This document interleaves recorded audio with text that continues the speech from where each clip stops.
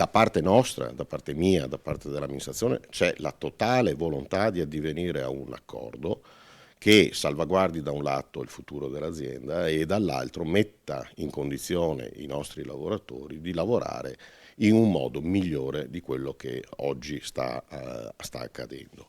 La promessa del numero uno dell'azienda del trasporto pubblico veneziano, a conferma la voce del sindacato, già calendarizzati, dicono i prossimi 27 appuntamenti con ACTV con il primo alle porte. C'è una serie di convocazioni che partono già da domani e arrivano fino a dicembre, fine dicembre. Sono convocazioni in tutti i settori e speriamo insomma che partino dei tavoli seri e costruttivi. Chissà questi ultimi 11 mesi di malcontento abbiano di fatto generato davvero la voglia di creare ponti d'intesa.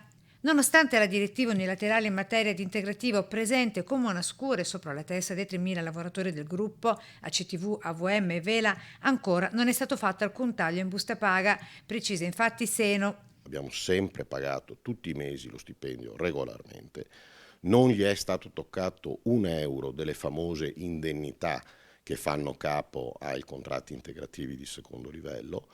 Infine la questione perdite con il disavanzo in bilancio di 15 milioni di euro e 75 milioni di mancate entrate dei biglietti invenduti rispetto all'epoca pre-Covid del 2019, di seguito i possibili scenari per il 2022. Il problema vero dei ristori è che nella manovra finanziaria del 2022 non sono previsti ristori per il TPL in questo momento.